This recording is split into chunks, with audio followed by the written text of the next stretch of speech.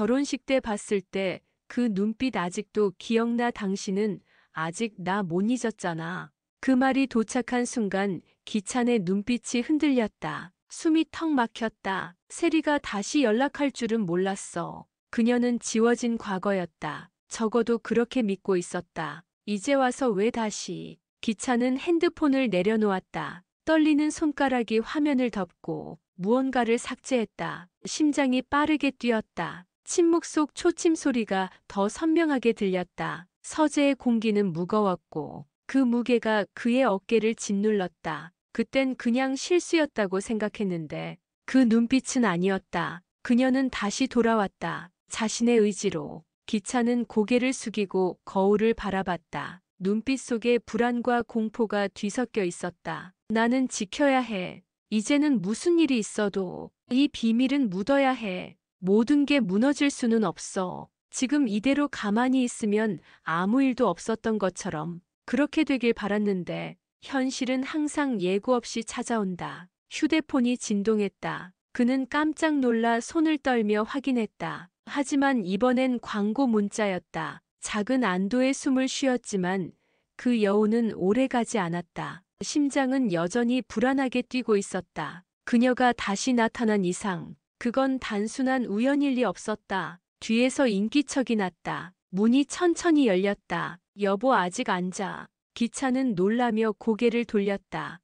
생각 좀 하느라. 제인의 눈빛은 평소와 달랐다. 미국에서 지낸다는 세리 기억나? 우리 결혼식 때 왔던 친구. 그 말에 기찬의 온몸이 굳었다. 순간 그의 표정은 멈췄다. 세리여 왜 갑자기 그 사람 얘기를. 그냥 문득 생각나서. 제인은 웃지 않았다. 기찬은 애써 웃으려 했지만 얼굴이 어색했다. 마주 선 두 사람 사이 침묵이 흘렀다. 그 침묵은 짧지만 날카로웠다. 기찬의 손이 여전히 떨리고 있었다. 제인은 그걸 보았다. 그녀는 말없이 돌아섰고 기찬은 혼자 남겨졌다. 서재에 다시 고요함이 내려앉았다. 거울 속 그의 얼굴이 어둡게 일그러졌다. 무너지는 건 언제나 조용하게 시작된다. 기찬은 천천히 의자에 앉았다. 손가락이 이마를 짚고 있었다. 이제 무언가를 결정해야 했다. 피한다고 끝나는 일은 아니었다. 그녀가 돌아온 순간부터 모든 건 이미 시작된 것이다. 제인은 거실로 천천히 걸어 나왔다. 손에 따뜻한 차 한 잔을 들고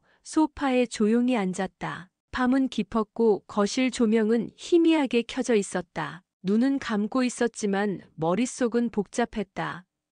세리라는 이름, 기찬의 반응, 그 순간의 침묵, 그 떨림이 너무 선명했다. 거짓말을 하고 있었어. 그건 직감이었다. 믿고 싶지 않았지만 기억을 더듬었다. 세리는 결혼식 날 처음 봤다. 그때도 기찬은 묘하게 긴장한 표정이었다. 제인은 그 장면이 지금처럼 또렷하게 떠올랐다. 지금까지 한 번도 의심한 적 없었다. 하지만 오늘 밤 그 표정은 달랐다. 그건 숨기는 사람의 눈이었다. 그가 뭐든 숨기고 있다는 건 분명했다. 제인은 눈을 떴다. 탁자 위 휴대폰을 바라보다가 천천히 집어들었다. 검색창을 열었다. 강세리 미국 유학 YL그룹. 손끝이 망설였다. 눌러도 될까? 아니면 그냥 덮을까?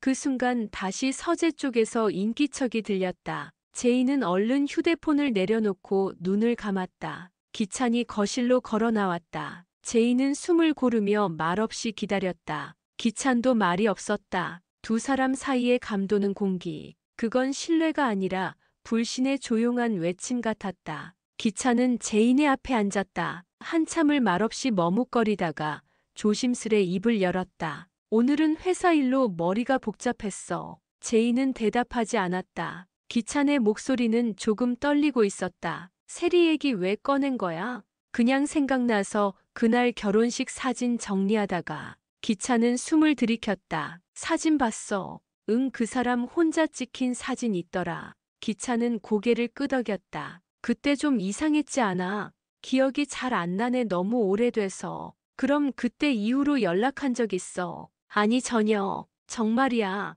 응, 진짜야. 거짓말 같았지만 증거는 없었다. 제인은 다시 차를 들었다. 입술에 닿는 잔의 온기가 손끝까지 전해졌다. 차가운 생각과 따뜻한 차. 그 온도의 차이가 마음을 복잡하게 했다. 기차는 옆에서 조용히 그녀를 바라보았다. 자기야. 응. 우리 은호 잘 자고 있지. 응, 오늘 유치원에서 엄청 신나게 놀았대. 두 사람의 대화는 다시 일상으로 돌아오는 듯 했다. 하지만 그 안에는 균열이 있었다. 눈을 마주치지 않는 대화. 서로의 마음을 피하는 듯한 호흡.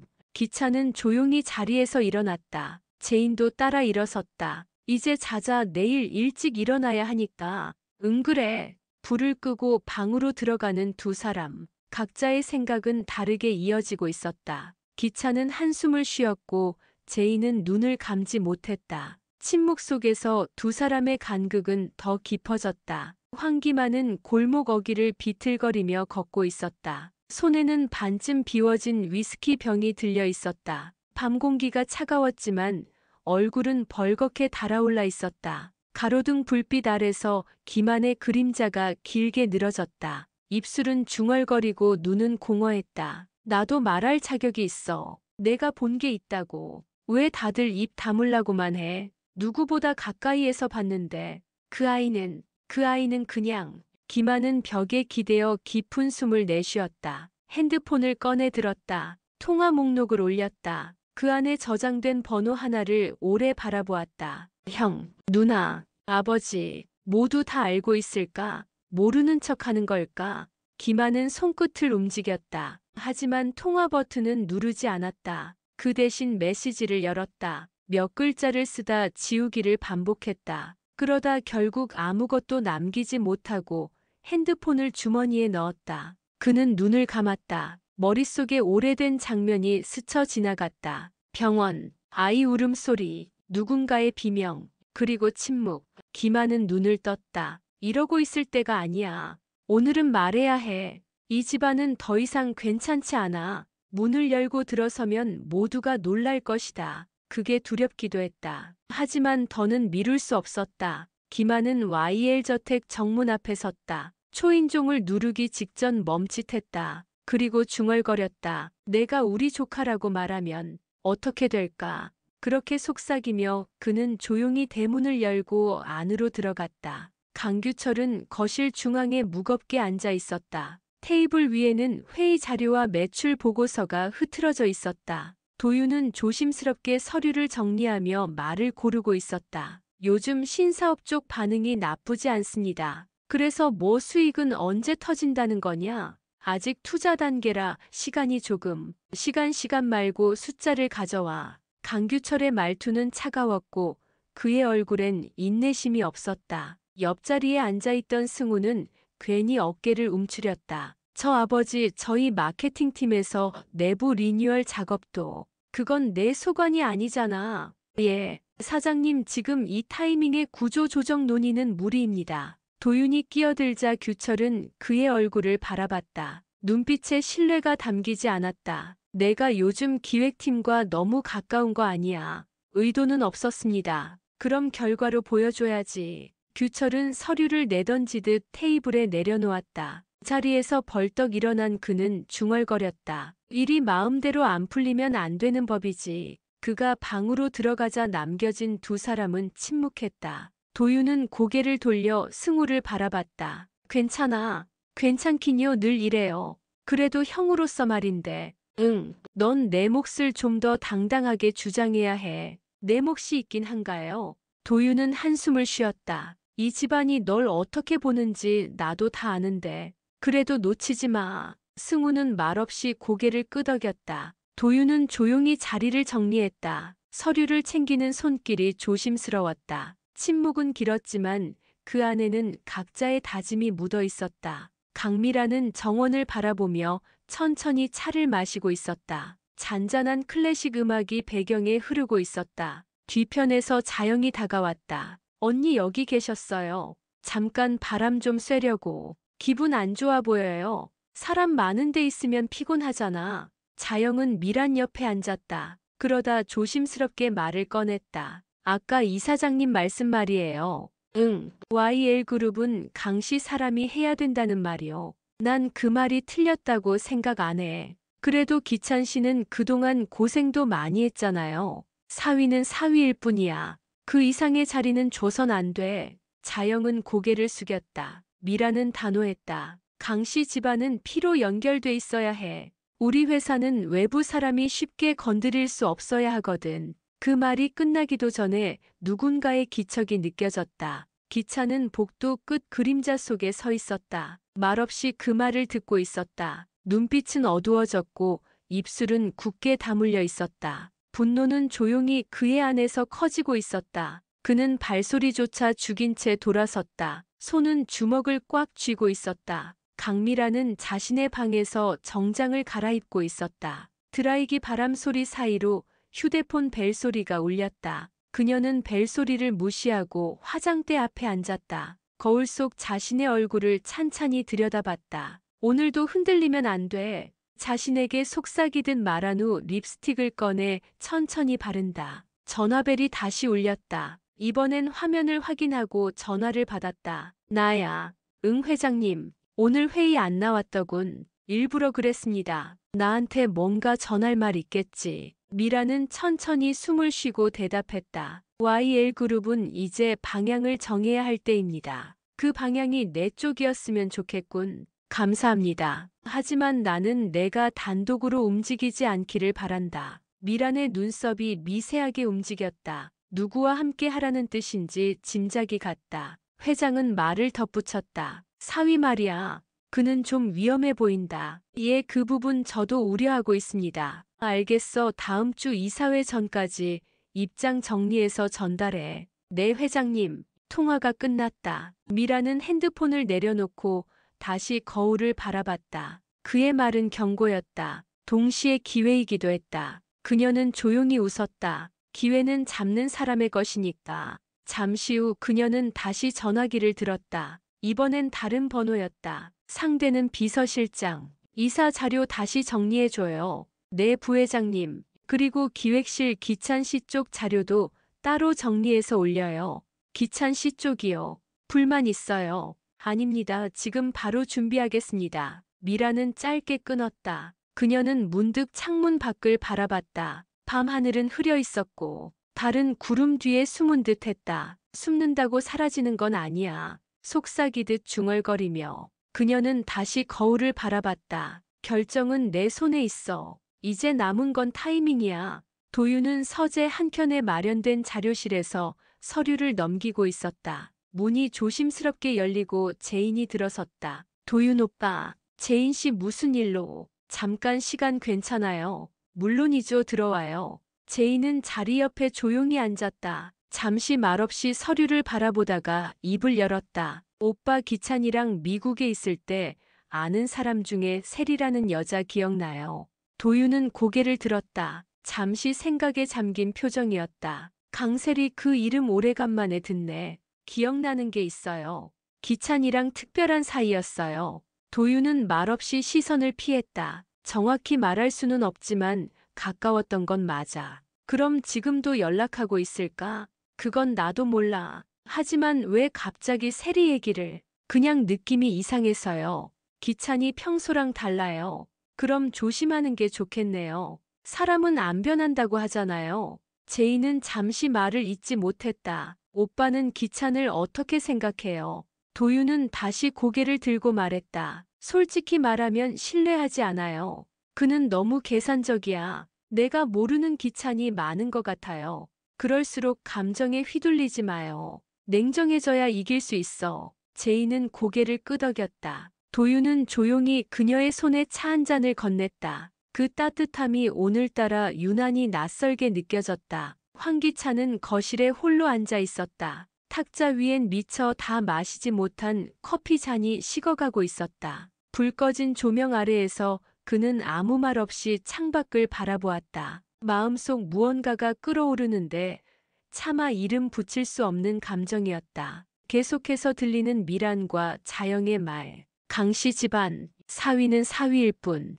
그 문장들이 머릿속을 맴돌았다. 기찬은 입술을 지그시 깨물었다. 그는 누구보다 이 집을 위해 헌신했다고 생각했다. 제인을 위해, 은호를 위해, 이 가족의 이름으로 자존심을 접고 참고 또 참았는데 결국 돌아온 건 배제와 차별이었다. 기차는 천천히 자리에서 일어났다. 서재로 향했다. 문을 닫고 서랍을 열었다. 그 안에는 오래전부터 모아둔 서류들과 메모들, YL그룹의 내부 구조도, 인맥 도표, 그리고 도윤과 승우의 동선까지 그는 무언가를 치밀하게 준비하고 있었다. 그 모든 자료를 하나씩 펼쳐보며 기차는 중얼거렸다. 내가 이 집에서 밀려난다면 그땐 진짜로 보여줄 수밖에 없어. 그는 모니터를 켜고 비밀 메일함을 열었다. 거기엔 세리와의 오랜 통화 녹취 일부가 저장되어 있었다. 아직은 쓰지 않았지만 언젠가 꺼낼 수 있도록 고의적으로 남겨둔 기록들. 그는 손가락으로 잠깐 파일 이름을 짚었다가 그대로 닫았다. 기회는 아직 오지 않았다. 하지만 곧 온다. 기차는 조용히 다시 몸을 일으켰다. 거실로 돌아온 그는 은호의 방문 앞에 멈췄다. 안에서 들리는 규칙적인 숨소리. 그 소리에 잠시 마음이 누그러졌다. 하지만 바로 다시 굳어졌다. 그 아이가 자랄 세상은 더 단단한 기반 위여야 한다. 그 기반 위에 나는 반드시 설 것이다. 기차는 다시 서재로 돌아가 서랍 깊숙한 곳에 숨겨둔 또 다른 파일을 꺼냈다. 그건 오래전 미국에서 세리와 관련된 병원 자료였다. 이건 절대 들키면 안 되는 거야. 그는 속으로 다짐하며 복사본을 만들어 비밀 금고에 넣었다. 그 순간 그의 핸드폰에 알림이 떴다. 세리, 한 줄 메시지. 곧 당신이 필요해질 거야. 기차는 눈을 감았다. 심장이 쿵 하고 떨어지는 소리. 이제 모든 게 진짜로 시작되고 있었다. 강승우는 어두운 작업실에서 홀로 앉아 있었다. 형광등 불빛 아래에서 노트북 화면만이 그의 얼굴을 밝혀주고 있었다. 그는 반복해서 엑셀 시트를 들여다보고 있었고 여러 번 계산한 숫자들을 다시 확인하고 있었다. 문득 문이 열렸다. 강미란이었다. 여기 있었네. 승우는 놀라 고개를 들었다. 고모 왜 이 시간에? 자넨 왜 이 시간에 혼자 이런 계산을 하고 있어? 그냥 회사 보고서 좀 정리 중이었어요. 미라는 조용히 다가와 그의 노트북 화면을 들여다봤다. 의외네 이렇게까지 치밀하게 정리할 줄 몰랐어. 그냥 제 나름대로 정리한 거예요. YL의 이 구조를 이렇게 이해하는 사람이 흔치 않아. 고모가 칭찬을 다 하시네요. 미라는 가볍게 웃었다가 눈빛을 가다듬었다. 승우야, 예, 앞으로 너한테 더 많은 기대를 걸어도 되겠니? 무슨 말씀이신지. 나는 이제 우리 쪽 사람이 필요해. 진짜 우리 사람. 피가 흐르는 진짜 강씨 사람 말이야. 승우는 순간 숨이 멎는 것 같았다. 고모 넌 아직 준비가 안 됐다고 생각하겠지. 하지만 난 지금이 기회라고 본다. 기차는 절대 가족이 될 수 없어. 그 사람은 겉으론 웃고 있어도 속은 다른 생각뿐이야. 내가 중심을 잡아야 해. 그게 우리 가족을 지키는 일이야. 미란의 눈빛은 단호했고 목소리는 낮았지만 강했다. 승우는 말없이 시선을 돌렸다. 고모가 이런 이야기를 꺼낸 건 처음이었다. 그리고 그 말 속에는 책임과 무게가 있었다. 미라는 손에 쥐고 있던 메모 하나를 그의 책상 위에 올려놨다. 이건 다음 주 기획실 회의 자료야. 거기 내 이름을 올려두었어. 아직 정식은 아니지만 사람들이 보게 될 거야. 그게 무슨 의미인지 알겠지. 승우는 고개를 끄덕였다.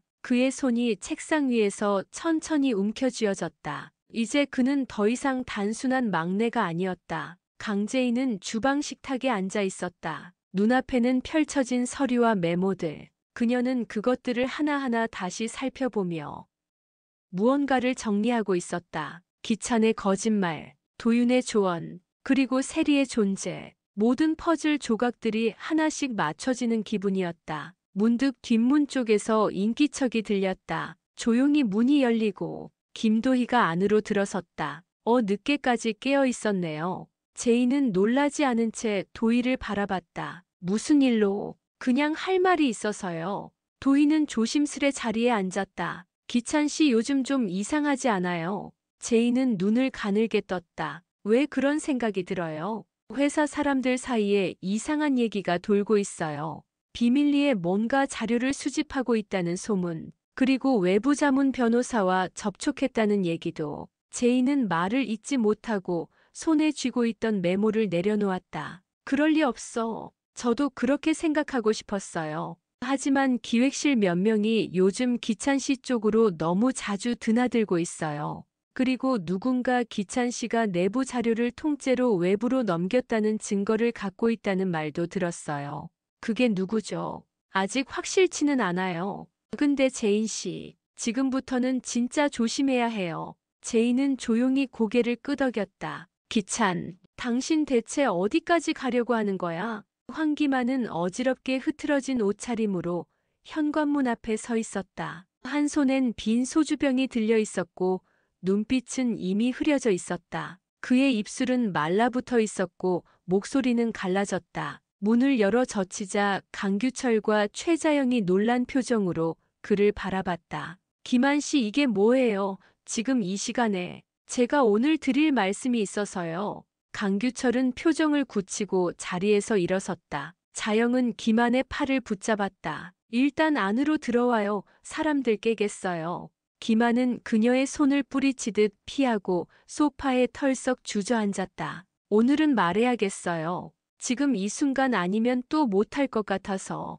규철은 무표정한 얼굴로 앉았다. 무슨 말인가? 김한은 고개를 푹 숙였다가 천천히 고개를 들었다. 제가 우리 조카라고 말하면 그게 무슨 뜻이야? 아무도 말을 잇지 못했다. 김한은 눈을 감았다가 떴다. 그의 말입니다. 황은호. 그 애는. 김한은 말을 끝내지 못한 채 손으로 얼굴을 가렸다. 자영은 숨을 삼켰고 규철은 얼굴을 일그러뜨렸다. 그게 무슨 말인지 정확히 설명해봐. 제가 그 애이. 김한은 끝내 말을 잇지 못했다. 그 순간 강미란이 나타났다. 무슨 소란이에요? 김한은 미란을 바라봤다. 고모. 이건 고모도 알고 있었죠. 미란의 표정이 굳었다. 그는 목이 메인 채로 중얼거렸다. 이제는 숨기지 말아야 해요. 모든 사람이 알아야 해요. 그 말이 끝났을 때 거실은 얼음장처럼 정적에 휩싸였다. 강재인은 아이방 문 앞에 조용히 서 있었다. 문틈으로 들려오는 은호의 고른 숨소리를 확인한 뒤 살며시 문을 닫았다. 뒤돌아선 그녀의 표정은 무거웠다. 부엌 조명 아래에서 자영이 그녀를 기다리고 있었다. 제인아, 괜찮아. 그 말에 제인은 고개를 끄덕이지 못했다. 방금 김한이 한 말 들었지. 정확히는 안 했지만 충분히 의미를 알 수 있었어. 자영은 조심스레 다가가 그녀의 손을 잡았다. 내가 보기엔 오래전부터 뭔가 알고 있었던 것 같아. 제인은 고개를 들었다. 그럼 고모도 알고 있었단 얘기야. 글쎄 말이야.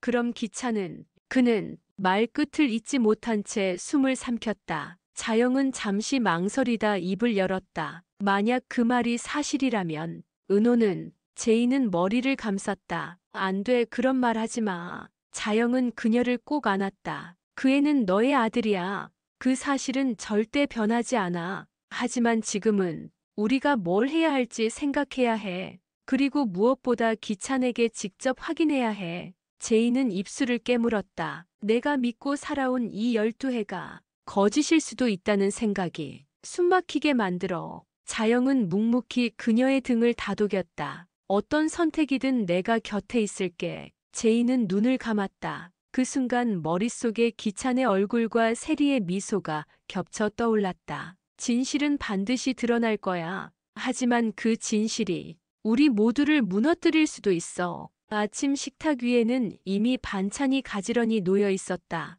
강규철은 신문을 펼친 채 묵묵히 앉아 있었고 최자영은 조용히 수저를 정리하고 있었다. 제인이 먼저 식탁에 앉았다. 그녀의 얼굴엔 피곤이 가득했지만 침착함을 유지하고 있었다. 뒤이어 강미란이 나타났다. 아침부터 다들 조용하네. 그 말에 누구도 대답하지 않았다. 잠시 후 황기찬이 식탁에 앉았다. 그의 눈빛은 어딘가 굳어 있었고 제인은 그의 얼굴을 조용히 바라봤다. 아이 은호는요? 자영이 나지막이 말했다. 방에서 책 읽고 있어. 곧 나올 거야. 그때 강승우가 도윤과 함께 식탁에 도착했다. 도윤이 눈치를 살피며 말했다. 오늘 아침엔 뭔가 분위기가 무겁네요. 강규철이 신문을 접었다. 어제 일 기억 안 나냐?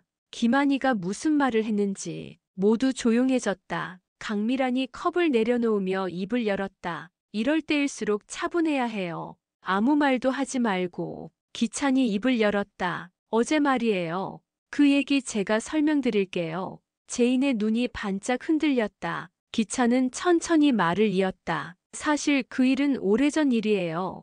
기만이 술김에 말한 건 맞지만 그게 전부는 아니에요. 모두 그의 말에 집중했다. 기찬은 잠시 숨을 고르고 다시 말했다. 은호는 제 아들입니다. 그건 절대 변하지 않습니다. 그 말에 제인의 눈빛이 흔들렸고 자영은 제인을 바라봤다. 강규철은 다시 신문을 펼쳤고 식탁엔 다시 정적이 감돌았다. 하지만 그 정적은 이미 균열난 신뢰의 틈을 더 벌리고 있었다. 황기찬은 자신의 방 안 책상 앞에 앉아 있었다. 창밖으로는 아침 햇살이 들어오고 있었지만 그의 눈빛은 여전히 흐리멍덩했다. 테이블 위에는 펼쳐진 문서들과 노트북. 그는 자료를 정리하며 중얼거렸다. 이제 시작이야. 더는 뒤로 물러설 수 없어. 기찬은 이메일함을 열고 셀이라는 이름이 찍힌 발신 메일을 확인했다. 그녀가 보낸 사진 몇 장. 그 속에는 미국 병원 진료 기록과 한 아이의 출생 증명서. 그리고 익숙한 이름, 강재인. 기찬은 눈을 질끈 감았다가 떴다. 이걸 쓸 땐 신중해야 해. 그는 핸드폰을 꺼내 통화를 시도했다. 하지만 연결음은 짧게 끊겼다. 그 순간 문 밖에서 인기척. 기찬은 노트북을 닫고 서류를 덮었다. 문이 열리고 강미란이 들어섰다. 기찬 씨 아직 시간 좀 있지. 예 고모. 미라는 그의 맞은편에 앉았다. 기만이 어젯밤 했던 말. 그게 당신 귀에도 들어갔을 거야. 네, 들었습니다. 그 말이 진짜라면 당신은 지금 모든 걸 걸고 있는 셈이지. 기찬은 미란을 똑바로 바라봤다. 저는 지킬 겁니다. 제인도 은호도. 그리고 제 자리도요. 미라는 의미심장한 웃음을 지었다. 그게 쉽지 않을 텐데. 기찬은 짧게 웃었다. 그래서 준비하고 있잖아요. 미란이 고개를 끄덕였다. 당신이 이 집에서 어떻게 살아남는지 이젠 나도 좀 궁금해지네. 두 사람 사이 공기가 묘하게 가라앉았다. 그리고 그 침묵은 전쟁이 시작되기 직전의 정적처럼 느껴졌다. 도윤은 회사 회의실 안에서 홀로 노트북을 바라보고 있었다. 커튼이 반쯤 처진 창문 사이로 아침 햇살이 스며들었고 화이트보드에는 YL 전략 개편안이 큼지막하게 적혀 있었다. 그는 천천히 메모를 넘기며 생각에 잠겨 있었다. 그때 문이 열렸다. 강재인이 조심스레 들어왔다. 오빠 여기 있었네요. 응, 좀 일찍 와서 정리 중이었어. 제인은 문을 닫고 다가앉았다. 어제 일 들었어요. 기만 씨 얘기. 응, 이 집안에 무슨 일이 숨겨져 있는지 조금은 감이 와. 기찬 씨는 아무 말도 안 해요. 오히려 더 침착해졌어요. 그럴수록 더 위험하지. 그 사람은 끝까지 침묵으로 상황을 바꿔왔어. 제인은 고개를 끄덕였다. 근데 나도 이제 지켜만 볼 수는 없을 것 같아. 어떻게 할 생각이야? 제인은 조용히 노트북에서 메일 하나를 열었다. 그 안에는 오래전 기찬과 세리의 통화 녹음 일부가 담겨 있었다. 이걸 어디서? 그 사람이 실수한 거야. 나한테 남겨둔 흔적. 이걸로 뭘 할 건데? 확신이 필요해. 지금 이 집에 무슨 진실이 감춰져 있는지. 나 혼자선 감당 못해. 도윤은 잠시 말을 잇지 못하다 고개를 끄덕였다. 그래, 같이 파보자. 이젠 우리도 준비할 때야. 황기찬은 지하주차장 한쪽 구석에 차를 세우고 조심스럽게 내렸다. 어둠에 익숙해진 눈으로 그는 벽 쪽으로 걸어갔다. 잠시 후 검은색 옷차림의 남자가 다가왔다. 서류 가방을 든 그는 말없이 고개를 끄덕였다. 준비한 거 다 됐어. 기찬은 가방을 열었다. 안에는 계약서 여러 장과 USB. 이 안에 YL 내부 정보 일부가 있어. 대가로 받은 계좌는 이쪽으로. 기찬은 USB를 건네며 말했다. 그쪽도 약속 지켜야 해. 이게 세리 쪽까지 흘러들어가면 나는 빠지는 거다. 남자는 고개를 끄덕였다. 기찬은 잠시 그를 노려보듯 바라보다 돌아섰다. 주차장 입구로 향하며 핸드폰을 꺼냈다. 세리의 메시지가 도착해 있었다. 기회는 지금이야, 움직여. 그는 화면을 바라보며 미소 지었다. 이제 이 판은 내가 짠다. 차에 타려던 순간 기차는 멈춰 섰다. 멀리서 누군가가 그의 모습을 지켜보고 있었다. 회색 SUV 차량 안. 도희가 그의 행동을 숨죽이며 바라보고 있었다. 카메라 줌으로 포착된 장면, USB를 건네는 장면, 표정 하나까지 놓치지 않고 녹화 중이었다. 그녀는 핸드폰으로 도윤에게 전화를 걸었다. 기찬 지금 움직였어요. 증거 확보했어요.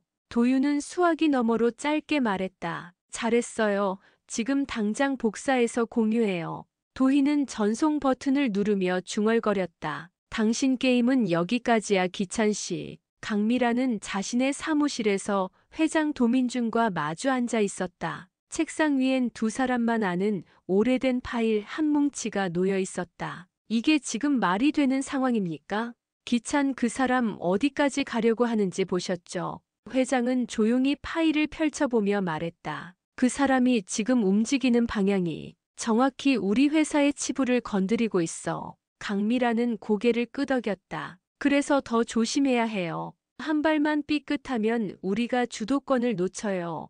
회장은 그녀의 눈을 바라봤다. 자네는 준비돼 있나? 강씨 피를 이어받은 사람으로서 회사를 책임질 수 있겠어. 미라는 숨을 깊게 들이쉬었다. 준비는 이미 오래전부터 되어 있었어요. 기찬을 견제하는 동시에 우리 쪽 세력을 확실히 정리해 둘 겁니다. 그가 흔들 수 없게. 회장은 파일을 닫으며 고개를 끄덕였다. 그럼 이사회 전에 정리해오게. 공식적으로 내가 움직일 차례야. 미라는 고개를 숙였다. 회의실 문을 나서는 그녀의 발걸음은 더없이 단단했다. 복도로 나오자 그녀의 비서가 다가왔다. 부회장님 기획실 쪽 보고서 전달받았습니다. 들어가서 정리해줘요. 내 서재로. 그녀는 굳은 표정으로 걸음을 재촉했다. 잠시 후 미라는 사택 서재에 앉아 기획실 보고서를 펼쳤다. 그 속에는 기찬이 독자적으로 실행한 프로젝트 리스트와 비공식 경로로 외부 자문과 접촉한 정황 보고가 담겨 있었다. 미라는 손끝으로 서류를 넘기며 중얼거렸다.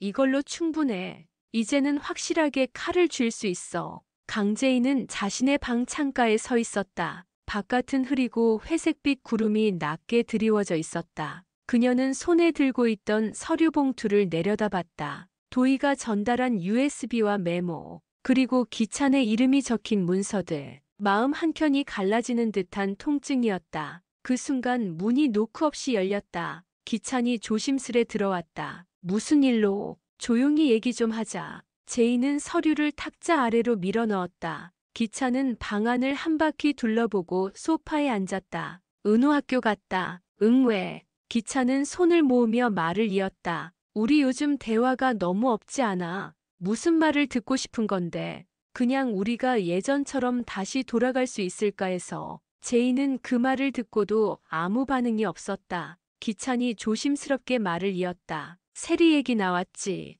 제이는 시선을 피했다. 그래, 기억나더라. 기찬은 고개를 끄덕이며 뭔가 꺼내려다 멈췄다. 사실 그때 내가 알지 못했던 일들이 있었어. 그게 지금 이렇게까지 될 줄은 몰랐어. 제이는 차가운 목소리로 물었다. 그 일들 중에 은호도 포함돼. 기찬의 표정이 순간 얼어붙었다. 제이는 고개를 숙인 채 말을 이었다. 어젯밤 기만이 말한 그 조카. 그게 우리 애일까봐. 나는 미칠 것 같았어. 기찬은 눈을 질끈 감았다. 아니야, 그런 거 아니야. 그건 그냥 오해야. 그럼 증명해봐. USB 안에 있는 자료, 그거 보면 다 알 수 있어. 기찬은 놀란 듯 그녀를 바라봤다. 넌 그걸 어떻게 해? 제이는 조용히 답했다. 내가 바보 같아서 아무것도 몰랐다고 생각했겠지. 하지만 이제는 달라. 이제부터는 나도 싸울 준비가 됐어. 기찬은 아무 말 없이 그녀를 바라봤다. 그 눈빛 속엔 당황과 후회 그리고 억제된 분노가 뒤섞여 있었다. 한참을 그렇게 마주 서 있던 기찬은 입을 열었다. 그럼 너도 나처럼 변할 거야. 나처럼 이기적으로 계산적으로 움직일 거냐고. 제이는 고개를 저었다. 아니, 난 진실로 싸울 거야. 기찬은 쓴웃음을 지었다. 진실은 언제나 약해. 제이는 조용히 말했다. 그래도 난 약한 쪽에 설 거야. 기찬은 조용히 방을 나갔다. 문이 닫히는 소리와 함께 방 안 공기가 싸늘해졌다. 황기찬은 거실에 혼자 앉아 있었다. 불 꺼진 조명 아래 식탁 위엔 찬 물 한 컵이 놓여 있었다. 그는 고개를 떨군 채 움직이지 않았다. 핸드폰이 진동했다. 셀이었다. 확인했어. 이제 너 차례야. 그는 아무 말 없이 메시지를 지웠다. 이어 도윤의 전화가 왔다. 잠시 망설이던 그는 전화를 받았다. 도윤은 단도직입적으로 말했다. 지금이라도 멈춰. 기찬은 웃음도 없이 대답했다. 넌 아직도 그 말밖에 못하냐? 넌 왜 이렇게 되었을까, 기찬아? 왜 이 모든 걸 내 손으로 무너뜨리려고 하냐? 기찬은 조용히 물었다. 넌 강재인을 위해서라면 어디까지 할 수 있어? 그게 무슨 뜻이야? 내가 가진 걸 다 내려놓으라면 넌 그럴 수 있냐고. 도윤은 대답하지 않았다. 기찬은 말을 이었다. 넌 나랑 달라. 넌 아무것도 잃지 않고 옳은 말만 하지. 난 이제 다 잃었어. 그러니 그 대가로 뭔가를 가져가야 해. 그게 이 집이든 회사든 나는 빼앗을 거야. 도윤은 한숨을 쉬며 말했다. 그럼 넌 이제부터 저기야.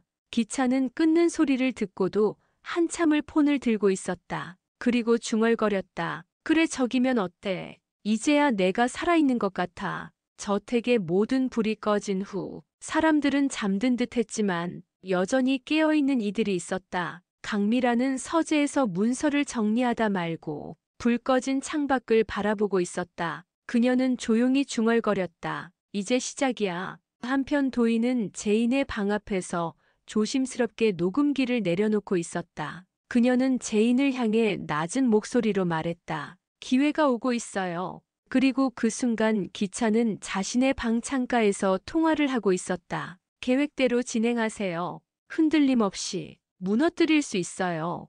가족이라는 이름으로 묶여 있지만 그 누구도 믿지 않았다. 그리고 그 믿음의 균열 속으로 어둠이 스며들고 있었다. 각자의 방, 각자의 계획, 그리고 아무도 몰래 깨어있는 그 밤. 모든 것은 이제부터다.